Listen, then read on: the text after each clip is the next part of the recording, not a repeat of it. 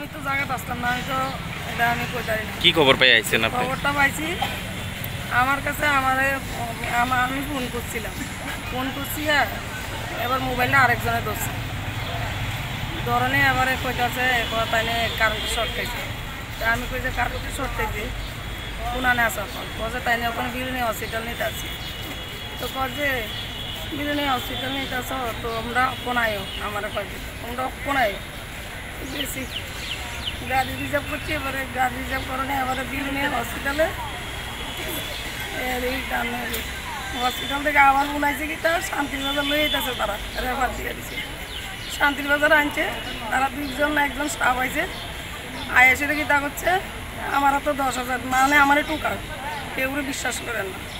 তারপরে আমি দিছি যে আমার কাকু একটা আসলো, কাকুরাতে মানে টাকাটা দিত 10,000 টাকা দিছে। তাই আমি কিন্তু বুঝছি না, তাই না কে দিছে টাকা?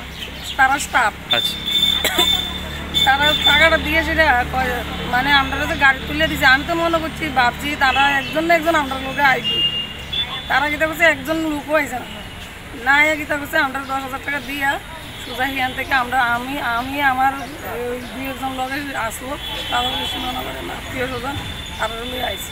আজকে যদি হওয়ার কিছু হয় ডিপার্টমেন্ট দায়ী, পুরো ডিপার্টমেন্ট দায়ী। কইলে আমার মাছ রাখতে কি লেগে ভালো বুঝছে, তারা একটু খারাপ হয়েছে না উড়িতে পড়ছে তখন আমার বাইরে ফোন করছে, তখন জ্ঞান আসিল আমার স্বামী। কি হইছে ওনার? কি হইছে হ্যাঁ ওনার? কি হইছে? ওনার কারেন্টের শর্ট লাগছে। কোন কোন জায়গায় আঘাত পাইছে? করছে যে শাটডাউন উড়াইয়া দিছে, উড়াই দিছে তার হ্যাঁ অফিসের স্টাফ নাকি? অফিসের স্টাফ। এখন কেমন আছে উনি? লাইনের লোকে আসলো লক্ষণ, আচ্ছা, লক্ষণ স্টাফ। এখন কেমন আছে আপনার স্বামী? এবারে কইরা লগে লগে সেন্স আসলো, কইতাছে যে লক্ষণ দা এটা কি করলেন, আচ্ছা, বুঝছেন নি? এই কথাটা যখন কইছে মোবাইলে আমি কিন্তু শুনতাছি, তখন বিলুনিয়া যখন নিচে অর্ধেক রাস্তা গেছে আর অটো ড্রাইভারে কইছে যে আমার মানে তাইনের এই সময় তাইনের সেন্সটা আসতেই গেছে। এখন কেমন আছে উনি? এখন কেমন আছে?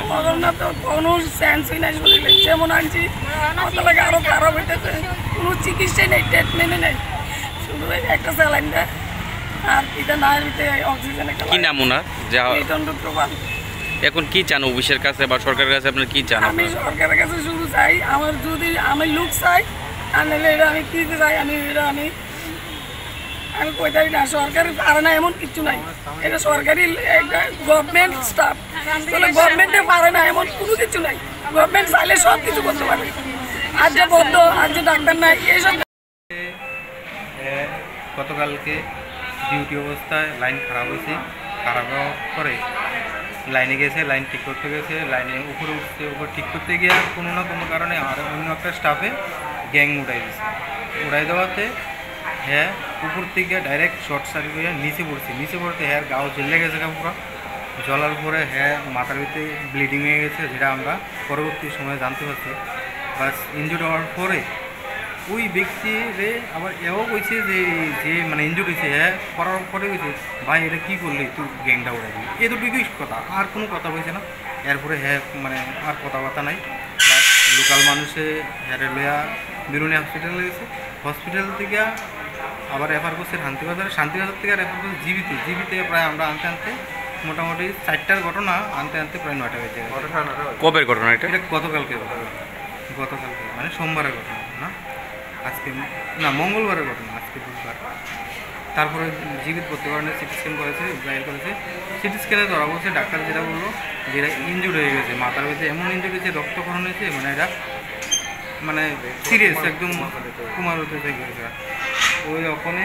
কিন্তু আমার বক্তব্য এটা না, বক্তব্য হয়েছে সরকারি একটা কর্মচারী ডিউটি অবস্থায় ইনজুর্ড হয়েছে, কিন্তু একটা সরকারি উচ্চপদস্থ আধিকারিক বা কোনো এত একটা ডিপার্টমেন্টের লোক আজকে এখন পর্যন্ত আয়া কোনো আমরা আশ্বাস দিল না, বা ডাক্তারের সঙ্গে একটা কথা কত একটা আসে না যে আমরা যদি ডাক্তারের সঙ্গে পরামর্শ নেন যে হ্যাঁ কী করেন যারা উচ্চ একটু মানে ভালো কিছু করার লেগে কোনো কিছু রেসপন্স হয়েছে না এখন পর্যন্ত। আমরা কি হ্যাঁ কি আসলে কি মানে দপ্তরের কাজ করে কি এতই হয়েছে যে হ্যাঁ প্রতি সহানুভূতি নেই? যে অ্যাক্সিডেন্ট হয়েছে ওনার নাম কি? ওনার নাম লিটন রুদ্রপাল। বয়স কত? বয়স আনুমানিক 38। কোন ডিপার্টমেন্টে দেন চাকরি করতো? Electric department. আর ঘটনাটা কোন জায়গা হয়েছে? এটা বিলুনিয়া মাইসর হয়েছে। এটা কোন সময় ঘটনাটা? এই তো 4টা থেকে 4:30। পুলিশ অফিসের কর্মীরা এখন অবধি খোঁজ নেয়নি? না না, খোঁজ নেয়নি, মানে জাস্ট ফোনে ফোনে আসে না যে আয়া একটা উচ্চ মানে ভালো ধরনের একটা কথা কত আছে, ডাক্তারের সঙ্গে কত পরামর্শ আছে, এই ব্যাপারটা কোনো নাই। জাস্ট হাওয়া কথা কইছে, কথা কয়ে শেষ, এমন হয়। এখন কি চান আপনি? আমি চাইতেছি আমরা এটা কিছু করুক না, ডক্টর একটা কিছু তো করবো, আমরা একটা কিছু, আমরা কি রুগীটা এমনি থাকলে তো মরে দেবো গা, বেশিক্ষণ থাকতো না, এটা অলরেডি কমে গেছে গা। তারা ডক্টর উচ্চ আধিকারিক কথা খুব ডাক্তারের লগে কথা খুব পরামর্শ, আমরা তো হচ্ছে আরে তারারই তো কর্মী, আমরা তো কর্মী না। তারা কি লাগেন আপনি? আমার বোনের জামাই। ঠিক আছে। আর কিছু চাই না, আমি প্রাণ দিয়েছি, দুটো ছোট ছোট বাচ্চা আছে, কেমনে থাকবো মা বলবে।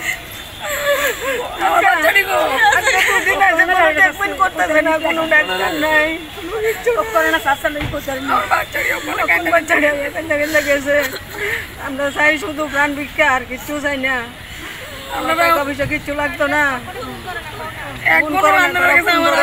কোনো আনারা ট্রিটমেন্ট ঠিক মতন করান, আমার শুধু এটাই আপনার ট্রিটমেন্ট ঠিক মতন করান, আমার শুধু প্রাণ ভিক্ষাটা দেন, আমাকে আর কিছু লাগে। অনেক লক্ষ্মণ স্টাফের কাছে ফোন করলে ফোন ধরে না। অফিসের তারা এখন অবধি কোনো খবর নিচ্ছি না। অসীম স্যারের কাছে ফোন করছি যে তাইলে ফোন ধরে না। আমি বাড়ির থাকতে ফোন করছি, সকালবেলা রাত্রে 2:30টার সময় বাড়িতে গেছি, সকালবেলা ফোন করছি যে ধরে নাই, কিন্তু এখানে আইসি করে 3টার সময় ফোন করছি এতই ধরছে, তাইলে কয় তাইলে বলে সব করছে, কিন্তু লক্ষ্মণ স্টাফের যখন ফোন করছি তাইলে ফোনই ধরে নাই।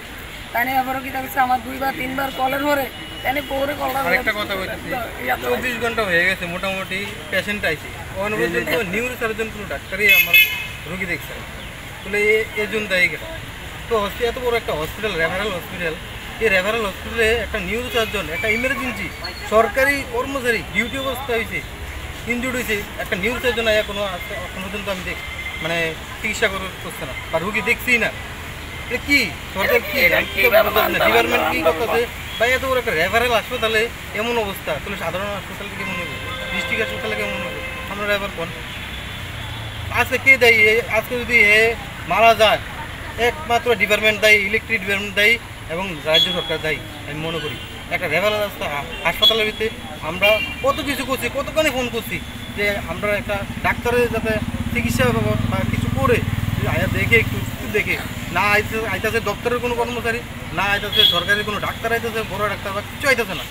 কি আমরা কি এমনি করে দেখতাম? একটা রেফারেল হাসপাতাল, সবচেয়ে বড় কোন হাসপাতাল আনছেন? জিবিবি হাসপাতাল আনছি, ট্রমা সেন্টার আছে, হ্যাঁ কমাই গেছে গা, এখন কিন্তু ডাক্তার একটা ভালো ডাক্তার নিউরো সার্জন ডাক্তারই আইতেছে না। আজকে আইবো, আমার কাছে আজকে ঠিক আছে ছুটি, আরও কইছে দপ্তরের লোক কইতেছে যে আইবো আজকে,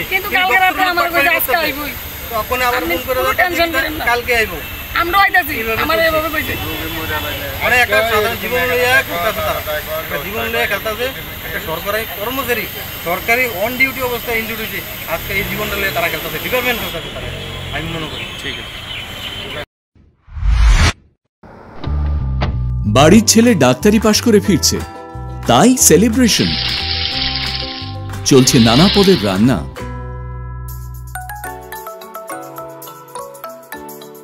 শেফদের পছন্দ সিস্টার মশলা, যা মডার্ন টেকনোলজি এবং স্বাস্থ্যসম্মত। টেস্টিও। ইনি ডক্টর না সিস্টার? সিস্টারের রান্না প্রতি পদে স্বাদের বাহার, মন চাই ফিরে ফিরে খেতে পারবা। সিস্টার নিশ্চিন্তের প্রতীক।